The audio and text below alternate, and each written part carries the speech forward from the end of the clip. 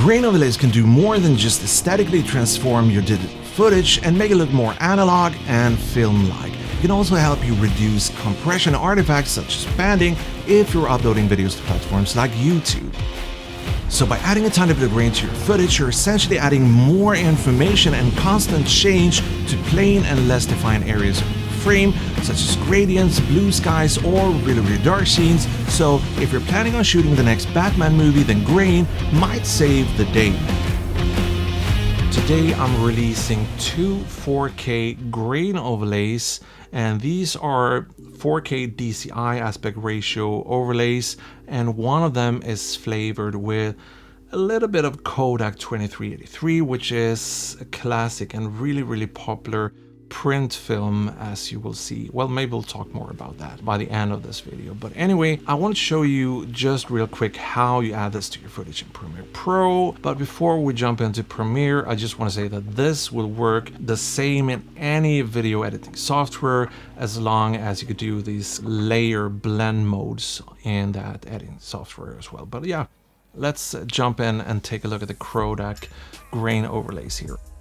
So let's start with this wide angle shot, and we're just gonna drag our grain overlay on top of the clip like this, and bada bing.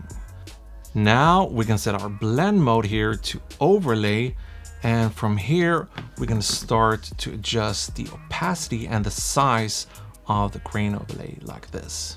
Now on wider shots like this one here, I tend to be a little more gentle with the amount of grain I'm actually adding. I find really chunky grain on these wider angles to look a bit too cakey and smeary. So yeah, maybe that's just me, but I tend to go a little bit more reserved on the amounts here. So let's dial this back just a tiny bit more to somewhere around here, maybe 50%.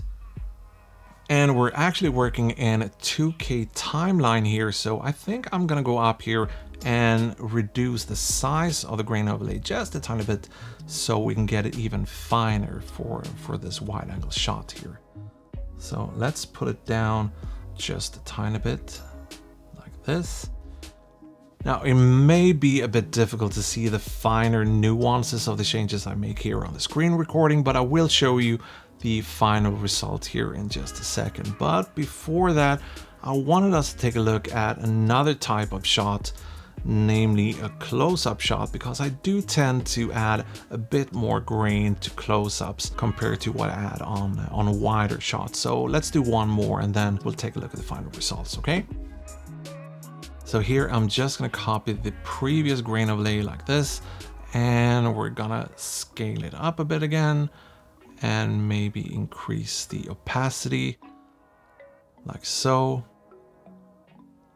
and maybe we'll add a tiny bit of sharpening here as well.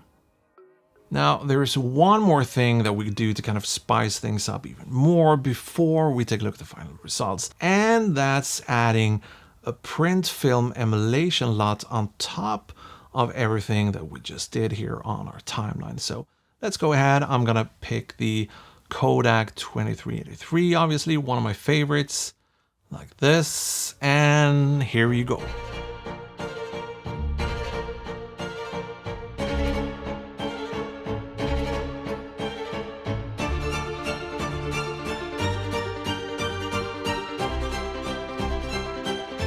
So that's the Crowdak grain overlays that I'm releasing today. Now I hope you dig the look they add to the footage here in this video, and there's obviously a lot more you can do to kind of dial in the size of the grain, the opacity, add a little bit of sharpness and all that fun stuff. So yeah, even if there's just two of them in there in this little kit, there's a lot you could do to kind of vary the different looks. So yeah, hope you'll have fun with these grain overlays. Now, if you're looking for even grungier and grittier grain overlays than this, then I suggest that you take a look at Artlist Max.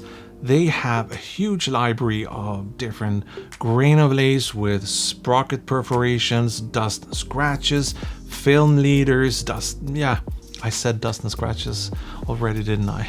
Anyway, they have a huge library, so I highly suggest that you take a look at the Artlist Max library for film grain and film damage effects and all that fun stuff. So I will leave a link to both the Crowdak film grain overlays in the description, as well as one for Artlist Max, because if you want to sign up for a subscription on Artlist Max, that link will give you 2 months for free, which is a great deal, right? So yeah, I think that's pretty much it. So you can pretty soon go ahead and pause this video so the autoplay won't steal you away from me and all the tasty links that I've left for you in the description. But before you pause and click those links, remember to give it a thumbs up, and I'll see you in the next one. Okay, bye.